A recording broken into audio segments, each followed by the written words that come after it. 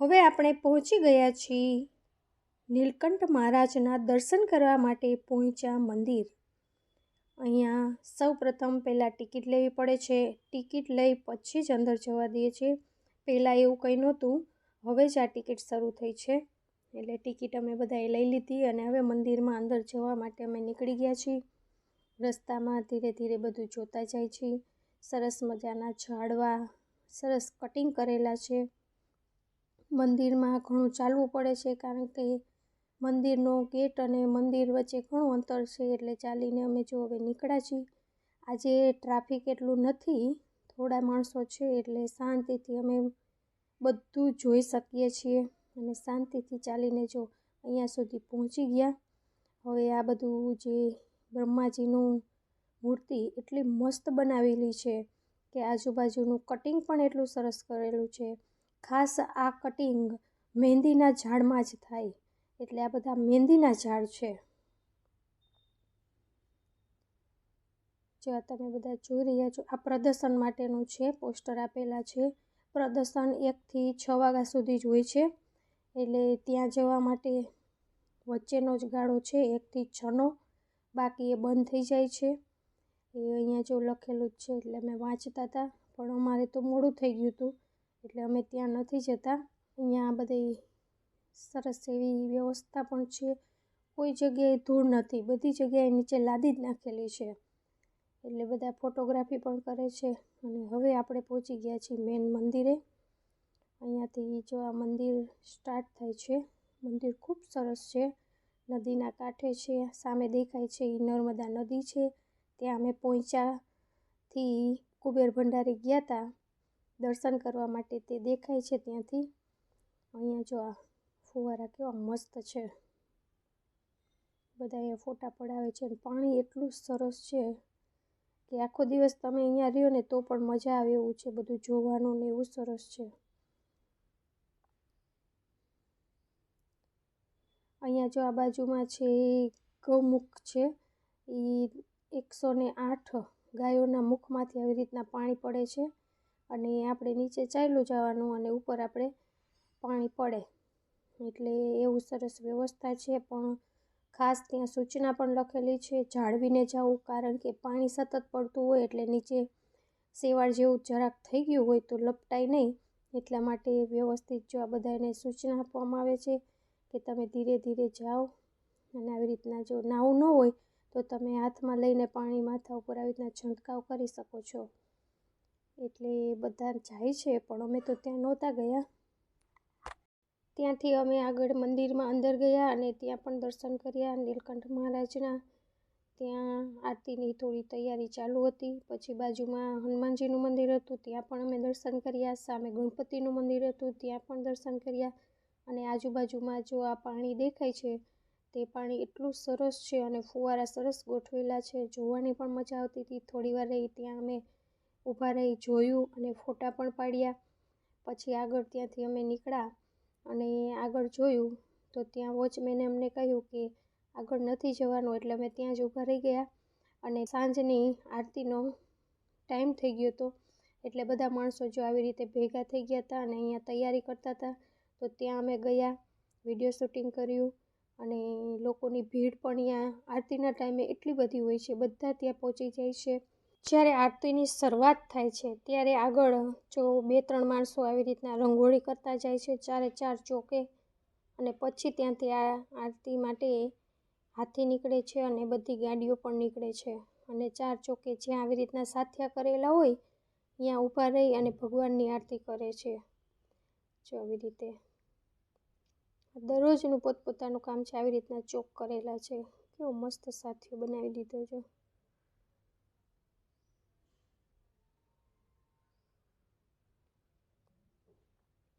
આજુબાજુમાં પણ એટલું સરસ છે બેસવા માટેનું, જોવા માટેનું, બધા પબ્લિક અહીંયા વધારે આવે છે, અને આખો દિવસ માટે પણ અહીંયા મજા આવે છે।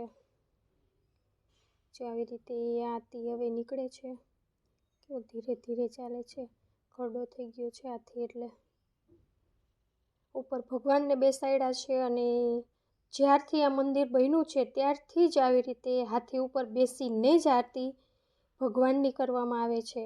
ભગવાનને જો આ નીલકંઠ મહારાજને બેસાડેલા છે અને ત્યાર પછી આવી રીતના ધીરે ધીરે બધી વ્યવસ્થા જે કરેલી છે ખરેખર અદ્ભુત છે, જોવાની પણ મજા આવે એવું છે। તમે ક્યારેક જાઓ તો ખાસ કરીને સાંજની આરતીનો લાભ જરૂર લેજો। જો આ તોપ આવે પછી એટલે તેમાં આમ તો ફટાકડો જ હોય છે એટલે એમાં રાખે છે અને પછી ફોડે છે। આવી રીતના 4 ચોકે જ્યાં 4 જગ્યાએ સાથિયા કરેલા છે ત્યાં 4 જગ્યાએ આવી રીતના ફટાકડા ફોડવામાં આવે। ત્યાર પછી બાળકો બધા જે ગુરુકુળમાં રહે છે એ બધા પોતપોતાનું જે કામ સોંપેલું છે એ પ્રમાણે અલગ અલગ કામ કરતા જાય છે। કોઈના હાથમાં મસાલ છે, કીર્તન છે, ઢોલ છે, બધું વગાડતા જાય છે, ડાન્સ કરતા જાય છે। એ તમને બતાવીશ હવે આગળ। જો પહેલાં જે હાથી હતો ને એ તો આગળથી મેં શૂટિંગ લીધું હતું, આ હવે નજીક આવી ગયા છે એટલે જો આવી રીતના ભગવાનને બેસાડેલા છે। આમાં એની પાદુકાની પણ પૂજા કરવામાં આવે છે ભગવાનની। આ મસ્ત બનાવેલું છે। હવે અહીંયા બધા ચોકમાં ઊભા રહેશે અને બધા ગોઠવાઈ જશે અને બાળકો ડાન્સ કરશે। લાઈવ આરતી પણ હોય છે એ લોકોની। જો આ ભાઈ લાઈવ આરતીના દર્શન પણ કરાવે છે બધાને। મંદિરમાં તો આરતી થાય જ છે, તેમાં તો આપણે જોઈએ જ છીએ અને દર્શનનો કરીએ પણ છીએ, પણ આવી રીતે આખા મંદિરની આરતી થતી હોય અને એની પ્રદક્ષિણા થતી હોય એવું આપણે કોઈ બીજી જગ્યાએ નથી જોયું। આ પહેલું છે કે મંદિર છે કે આવી રીતના અહીંયા આરતી થાય છે। જો આ બંને બાળકો ડાન્સ કરે છે। આમાં કોઈ લેડીઝ નથી હોતા, બધા જેન્ટ્સ જ હોય છે।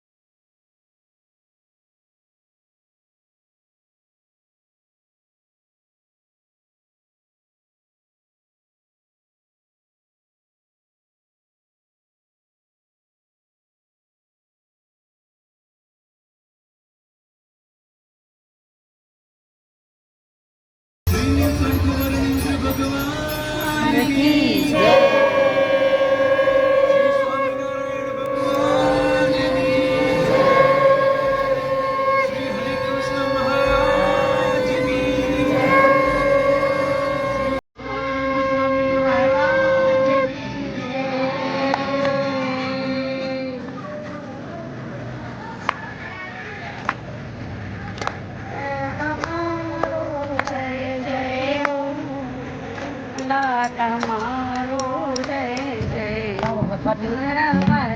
તમારો જય ચાલો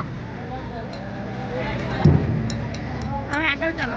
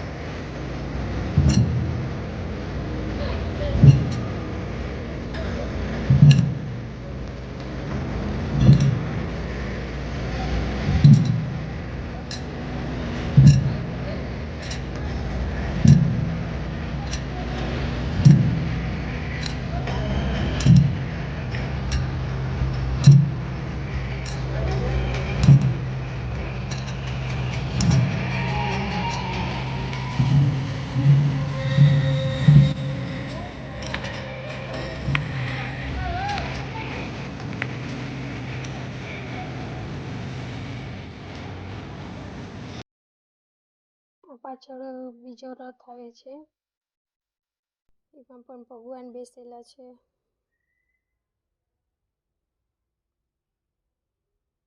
એને આવી રીતે ખેંચીને ચલાવવામાં આવે છે.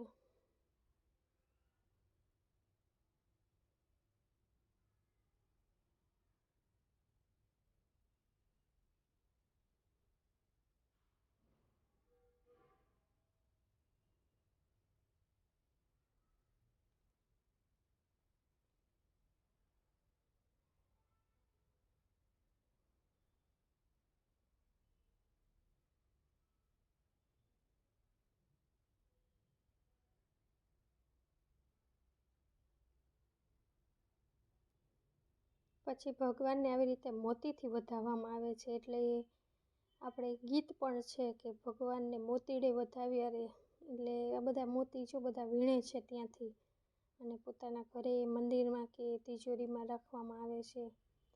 એટલે જો બધા વીણે છે, કોઈ ફૂલ કે એવી રીતે નથી વધાવવામાં આવતા, પણ મોતી દરરોજ આવી રીતે મોતીથી ભગવાનના વધામણા કરવામાં આવે છે. જો અહીંયા સુધી આ રથ પહોંચી ગયો છે, હવે આમ ફરીને આગળ જશે, પણ અમે તો ત્યાં સુધી સાથે હતા, પછી ઘરે જવા હવે જાય છે, એટલે આગળ નથી જતા, પણ ત્યાં ઊભા રહીને થોડી વાર જોયું અમે. ખરેખર ખૂબ જોવા જેવું છે. તમે પણ જાઓ તો ત્યારે ખાસ સાંજનો ટાઈમ લેજો, એટલે આરતીનો પણ સરસ લાભ લઈ શકાય. જો આખા મંદિરમાં આવી રીતે રોશનીથી શણગારવામાં આવે છે આખું મંદિર. હજી તો થોડુંક અંજવાળું છે એટલે એટલું નથી દેખાતું, પણ સાંજે તો એટલું મસ્ત લાગે, ખરેખર જોવાની મજા આવે છે. ત્યાંથી અમે નીકળી ગયા ઘરે જવા માટે, એટલે અમારી ગાડી પાર્ક દૂર કરેલી હતી, તો ત્યાં સુધી અમે ચાલીને જઈએ છીએ. અને અમને બધાને જો આવા તિલક કરી દીધા છે, બધાને નથી કર્યા, પણ જે આગળ ઊભા હતા એ બધાને કરી દીધા છે.